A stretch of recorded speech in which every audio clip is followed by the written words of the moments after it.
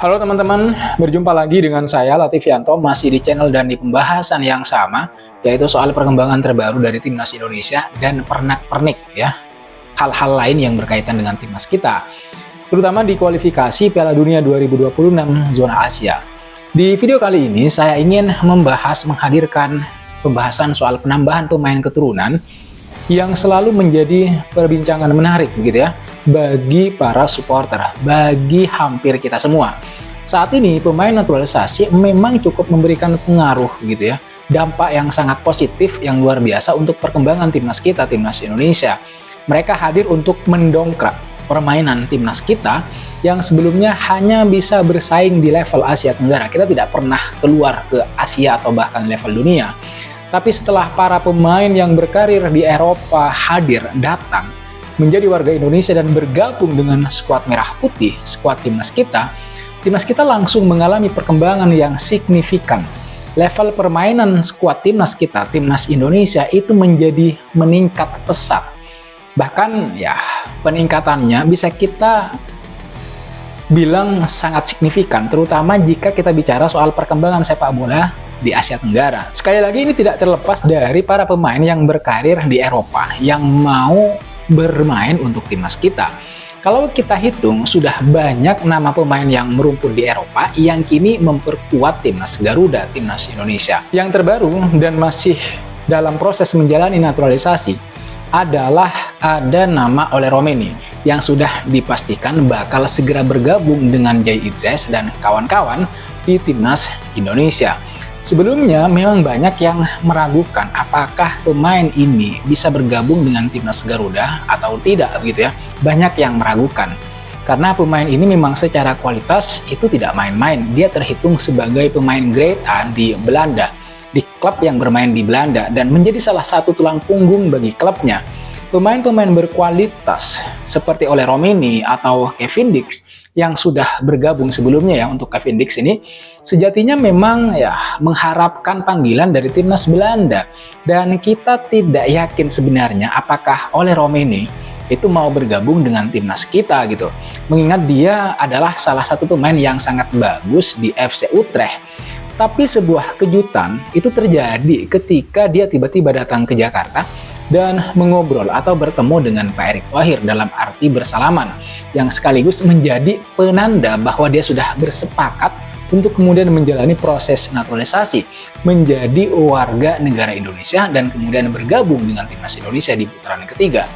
Setelah Ole Romeni resmi menjalani proses naturalisasi, di mana prosesnya masih menunggu reses anggota DPR RI yang baru akan selesai pada tanggal 20 Januari tahun depan, teman-teman. Banyak dari kita yang belum puas dengan naturalisasi tersebut. Belum puas di sini artinya banyak dari kita yang masih ingin tahu lebih jauh gitu ya. Penasaran kira-kira siapa lagi pemain keturunan berikutnya yang bakal menjalani proses naturalisasi menjadi pemain timnas Indonesia. Sementara proses naturalisasi Ole Romeni ini baru dimulai begitu, banyak dari kita sekali lagi yang sudah penasaran dengan pemain berikutnya, pemain keturunan yang kemungkinan akan dinaturalisasi berikutnya oleh PSSI. Dan kebetulan sekali memang baru-baru ini orang dalam PSSI yaitu Pak Arya Sinulinga, anggota Exco PSSI, mengungkapkan info A1 soal kabar pemain naturalisasi timnas Indonesia berikutnya, teman-teman. Menurut informasi tersebut yang sudah beredar di mana-mana, sudah banyak diinformasikan di media sosial dan media massa, ternyata bukan Eliano Jonathans yang bakal dinaturalisasi PSSI, meskipun pemain tersebut kini sudah hijrah secara resmi ke FC Utrecht, melainkan salah satu pemain muda lain yang sejak awal namanya memang sudah masuk ke dalam daftar pemain yang bakal dinaturalisasi oleh PSSI. Namanya ada dalam deretan bersama Ole Romeni sebenarnya, tapi hingga saat ini dia masih belum dinaturalisasi. Dia juga ada bersama nama Tim Gaipans misalnya gitu ya, dan Dion Max ada di dalam daftar tersebut, tetapi dia masih belum dinaturalisasi sampai sekarang begitu. Nah, pemain yang saya bicarakan ini adalah Mauro Zylstra yang memang sudah lama dikait-kaitkan dengan pemain keturunan berikutnya yang bakal dinaturalisasi atau menjalani proses naturalisasi bersama timnas Indonesia. Sekali lagi, nama pemain ini itu sudah masuk, tapi masih dalam proses pertimbangan. Begitu terus ya informasinya memang.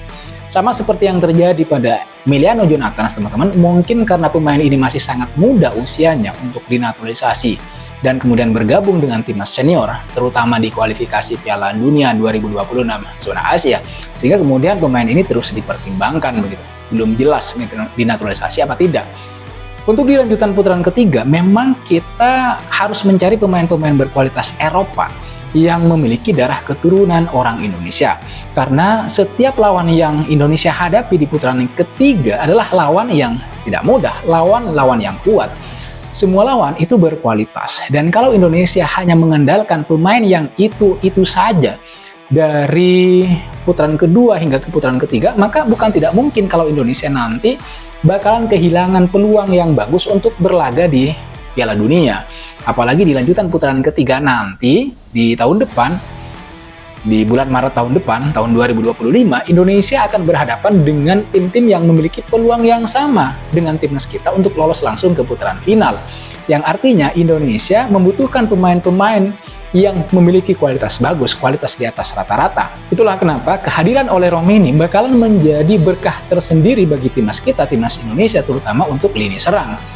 Apalagi jika nanti Indonesia benar-benar lolos langsung ke putaran final gitu ya. Tidak mungkin kalau misalnya Indonesia, timnas kita hanya mengandalkan pemain yang itu-itu saja misalnya. Tentu akan ada penambahan.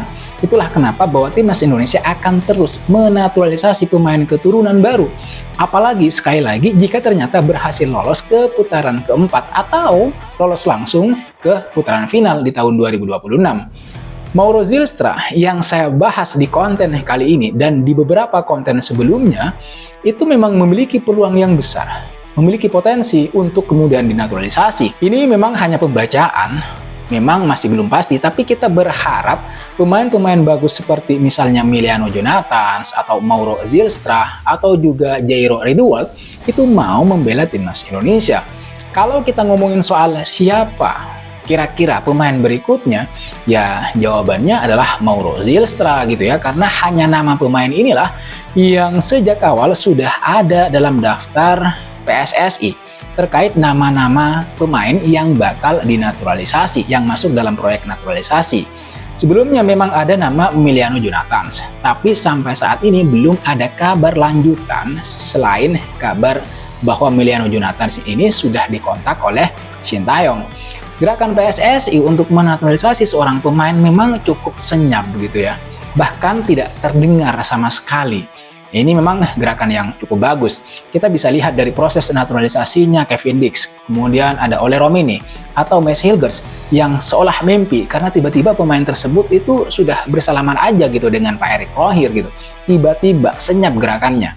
Kita menantikan siapa kira-kira pemain berikutnya yang bakalan bersalaman atau duduk atau makan bersama Pak Erick Thohir.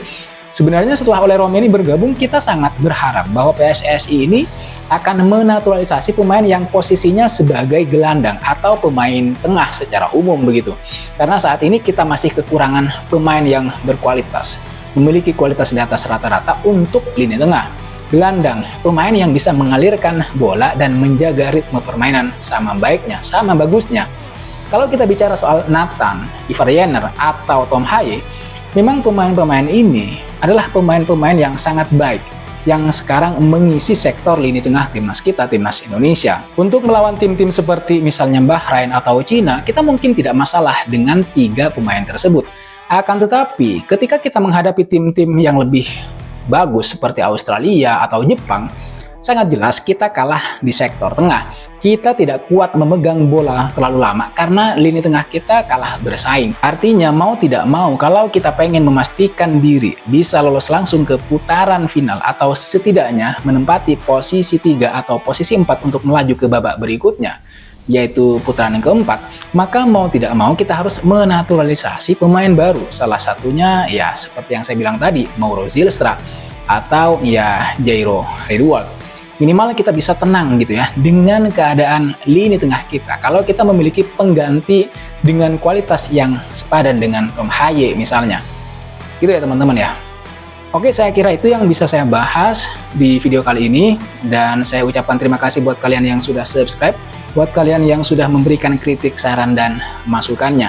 Jadi buat kalian yang tidak ingin ketinggalan update terbaru soal perkembangan timnas Indonesia dan kajian atau diskusi menarik lainnya, silahkan kalian jangan lupa untuk subscribe, untuk like juga video-video yang saya unggah di channel ini.